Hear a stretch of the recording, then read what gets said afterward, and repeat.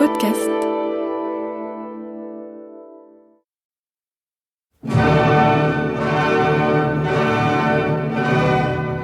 Droit 1416. Une émission de Pierre Dac.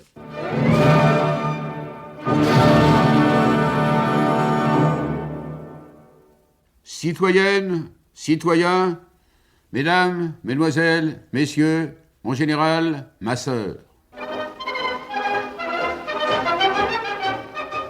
C'est avec une émotion dont la sincérité et la spontanéité le disputent à la préméditation minutieusement calculée que je prends aujourd'hui la parole pour célébrer avec vous le 175e anniversaire de la prise de la Bastille. 14 juillet 1789, date mémorable entre toutes, puisque c'est ce jour-là qu'aux yeux des peuples éblouis, apparut pour la première fois dans le ciel de l'histoire, le prestigieux soleil de la volonté du peuple, dont les ardents et mâles rayons balayèrent sans coup férir les noirs et sanglants nuages de l'autocratie despotique et les visques brouillards des ancestrales servitudes. En ce sacré jour de fête nationale, élevons nos souvenirs à la hauteur d'un passé prestigieux et nos codes à la hauteur des circonstances. Tournons sans défaillance ni porcelaine nos yeux vigilants vers la ligne bleue des Vosges et que notre pensée évoque les immortels principes ainsi que l'admirable déclaration des droits de l'homme et des citoyens dont j'extrais pour votre édification introspective l'article 17 bis qui dit « Tout homme, quel que soit son sexe, a le devoir de travailler et le droit de ne rien faire ». N'est-ce point là en vérité l'expression même de la reconnaissance fondamentale de la pérennité de l'individu dans l'absolu respect de la condition humaine? Aussi, tâchons d'être dignes de la grandeur et du sacrifice de nos glorieux ancêtres. Mais ne nous y trompons pas, il nous appartient de continuer l'œuvre grandiose de la Révolution, car, comme l'a dit Emmanuel Kant, un jour que, ayant éclusé un peu trop de raison pure, il en avait un sacré coup dans la métaphysique, toute chose finie n'est jamais entièrement achevée tant qu'elle n'est pas complètement terminée. Parole hautement prophétique, qui m'amène tout naturellement à vous rappeler, en guise de conclusion, et pour fortifier notre confiance dans les destinées de la patrie, est édifiant aphorisme du regretté conventionnel gréco-malouin Arnaque de Pédalos, tant que l'espoir demeure au niveau de l'espérance, il n'y a pas lieu de désespérer. Vive la France, vive la République, vive la nation, vive la Porte Dauphine, et salut les copains.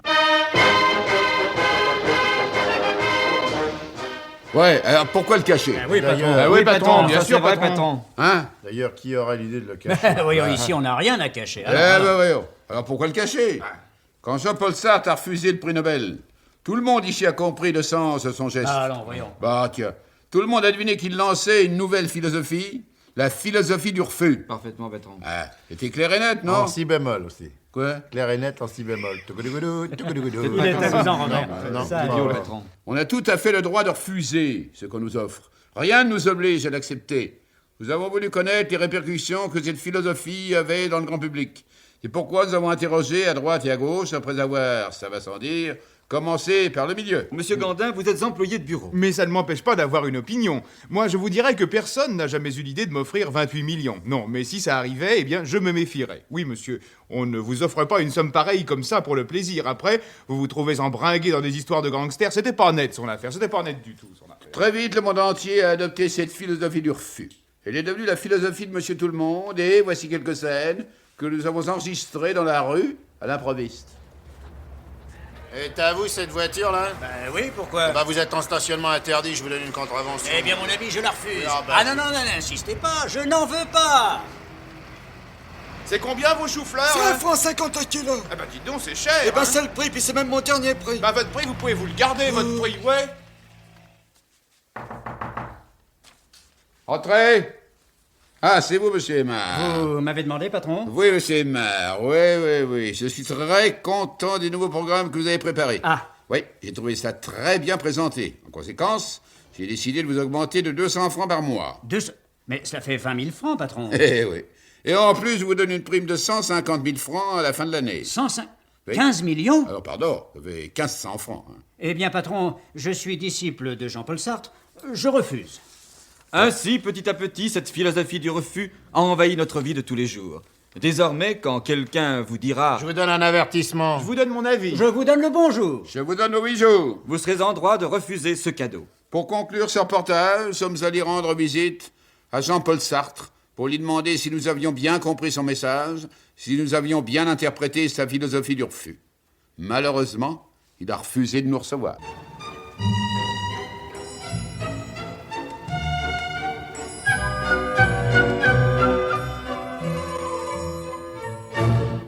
Dans le cadre de notre campagne, nous vous prions d'écouter la voix des animaux.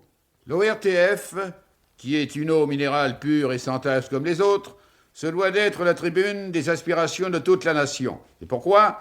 Nous avons pensé que nos frères inférieurs étaient déshérités sur ce point. Nous allons corriger cette injustice et nous demanderons, chaque fois qu'il le faudra, dans cette émission, ce que les animaux pensent de la situation. Aujourd'hui, c'est en Normandie que notre reporter se trouve. À vous, à démarre. Mais vous me passez l'antenne un peu trop tôt. Muguette, c'est la vache que j'ai sélectionnée pour l'interviewer, est en cours de traite. Vous entendez le bruit d'ailleurs, et elle ne parle jamais à ce moment-là. Mais voici que le seau se remplit.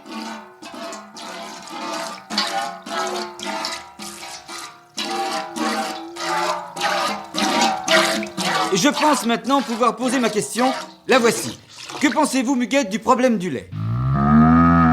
Eh ben, pas mal. Elle l'a pas envoyé dire. Ah, elle est gonflée, hein. Ça, c'est ça comme vache, hein. C'est de la vache d'avant-guerre, ça, hein. Ouais. Eh ben moi, qu'est-ce que je fais? Quoi? Ah, qu'est-ce que je fais? Laissez parler le patron, c'est tout. Qu'est-ce qu'elle trimballe, celle-là? Allez-y, patron. Complément au résultat du dernier tirage de la loterie nationale. Le billet portant le numéro 654 329 ne gagne rien dans le groupe 3, ni dans les autres groupes.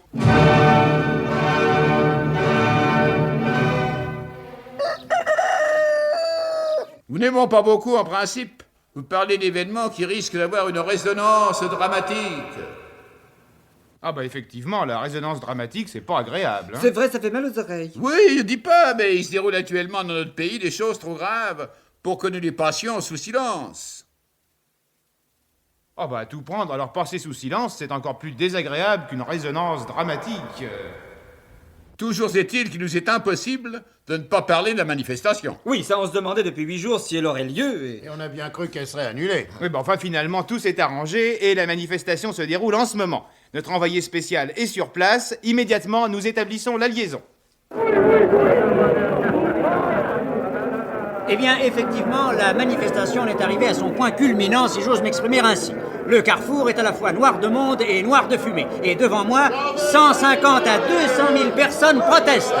Je pense qu'il est intéressant de savoir ce qu'ils réclament au juste. Monsieur, s'il vous plaît, vous manifestez pourquoi? Parce que c'est mon droit. Certainement, mais encore. Eh ben, le syndicat, il nous a dit faut manifester, faut réclamer, alors je réclame. Très bien, mais vous réclamez quoi? Mais j'en sais rien, moi. Le syndicat, il a dit faut réclamer, je réclame. J'en veux, j'ai le droit. Oui, mais vous avez droit à quoi, Vous monsieur? dites que j'en sais rien, mais le syndicat, il a dit que j'avais droit. Donnez-moi, j'en veux. Je vais maintenant me tourner vers un autre manifestant. Monsieur, s'il vous plaît, pourquoi manifestez-vous? Au nom des principes de 1789, monsieur, pour la liberté des expressions sociales, monsieur, ouais, dans la légitimité absolue des droits de l'homme et du citoyen, monsieur. Je vous remercie, monsieur.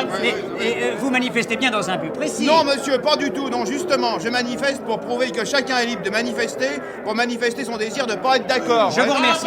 Monsieur, s'il vous plaît, approchez-vous très près du micro. Pourquoi manifestez-vous? Non, mais de quoi je me mêle? Comment? Non, mais vous l'entendez, vous autres? Vraiment, c'est pas pourquoi je manifesterai pas, Mais moi. monsieur, c'est Hein? parfaitement votre droit. Seulement, justement, je vous demande... Non, mais je ferai ce que ça, monsieur est un contre-manifestant, un provocateur, Mais pas venu du vous monsieur. semer le trouble dans les esprits. Et les gars, ce sont mes mille, il veut pas qu'on manifeste.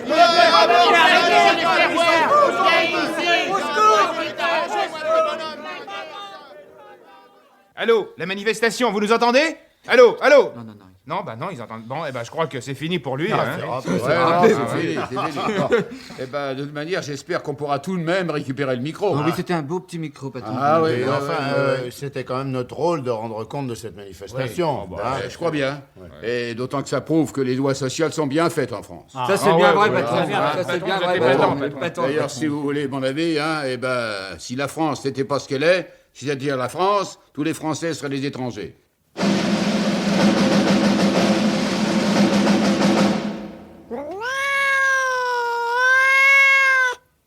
Et moi, qu'est-ce que je fais? Femme, alors. Dites-moi, j'y pense, là, tout soudain. Ça vous dérangerait pas que je vous gifle? Non, bah non. Non, parce que j'ai envie de vous gifler. allez-y, allez-y. Eh ben, allons-y. Oui. Quand même. Ouais, bah, Patente, patente. ouais, c'est bien. Eh bien, oui, quand même, il y a des choses qui sont pas justes, vous savez. C'est vrai. Parce que moi, là, Oui. ben moi, quand j'y pense, j'ai fait 2 guerres et j'ai encore soif. Aïe. Quand même, c'est pas juste. Bon, d'autre part, il y a encore d'autres injustices. Oh, bah, je pense bien. Vous avez pensé, qu'est-ce que vous pensez avant? Non, Vous non, pas mais votre je pense avis, pas vous comme avez ça. encore, Il est bête. vous avez encore une gifle? Non, bon. Il y a les gens de la campagne, les gens qui habitent la campagne. Oui. Ben, ils sont privés des bruits de la ville, ils les entendent pas. Ça, c'est Ah, vrai, c'est c'est vrai, vrai, ça, patron. patron. C'est vrai, c'est Vous vrai. trouvez ça juste? Absolument non, bah, pas. ça bête, moi. Ben alors, je veux qu'ils les entendent. Bon. Bon, bah. Édouard, va voir la fenêtre. Ils doivent se régaler là-bas. Belle dis donc, bouffée, ça, là. je les vois. Belle bouffée de bruit de la ville, c'est Ils bon. sont heureux. C'est vrai, ça, vraiment, le patron avait dit des formidables. Formidable. Oh, le patron. c'est bête. Quoi? C'est bête. Oui. Bon, moi, je voudrais m'adresser au président du syndicat des bouchers, Quoi? aux intermédiaires de la viande, aux mandataires, Tiens donc. aux consommateurs, et par la même occasion à ma femme pour lui dire que ce soir je rentrerai tard. Oui, bah, ça, qu'elle c'est- sorte ça va, le ça chien va. et qu'elle me prépare un jambon D'accord. salade. Ouais, Ouais, ça va, bon, ça va. Après. Je m'adresse donc à tous ceux que la viande intéresse. Il n'existe qu'une solution au problème du bœuf, la légume. La bonne légume de chez nous. La crudité, la frite, l'épinard. Le bœuf a triomphé. De vous, ministres, syndicalistes, détaillants, ménagères, le bœuf est vainqueur. Pourquoi? Parce qu'il mange de l'herbe. Autrement dit, de la légume. Si chaque consommateur de viande devient végétarien, si chaque grève organisée par les bouchers consiste à ne plus vendre que des produits issus de la terre, de la serre et de l'arbuste, alors l'homme du XXe siècle deviendra le parmentier de son époque. Le bœuf perdra de sa superbe et chacun l'égalera en le suivant dans son herbivorité. Alors, bouchers, transformez vos étals en tréteaux où s'amoncelleront les primeurs. Braves gens de France, transformez les tables de vos salles à manger en jardins potagers perpétuels. Et vous, ministres, prônez dans vos discours le seul produit alimentaire dont les chaudes couleurs et les délicats contours sont les vestiges du jardin d'Éden et chantez louange et gloire à la manne de demain, la légume. C'est bête. Ils sont complètement idiots. C'est quoi. vrai. Complètement idiot. Le patron, quel faut- abruti, Ça va, alors. j'ai lui filé une paire de gifles. Ah oui. Oui, patron. Allez. Ah oui, c'est bête.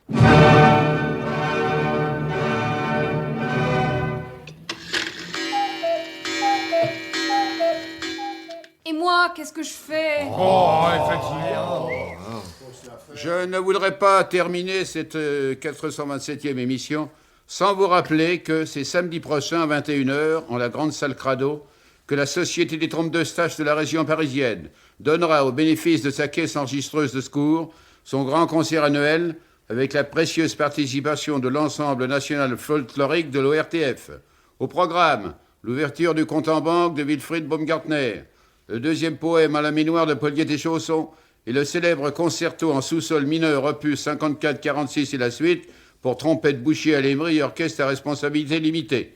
Entrée gratuite, sortie 7 francs, tenue de soirée de rigueur. On peut apporter son manger et sa boisson.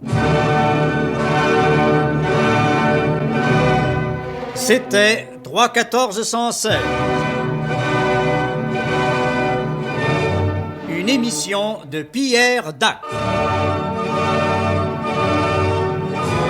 Et son équipe de demeurés, Jean-Yann, Jean Bardin, Robert Namias, Laurence Riesner.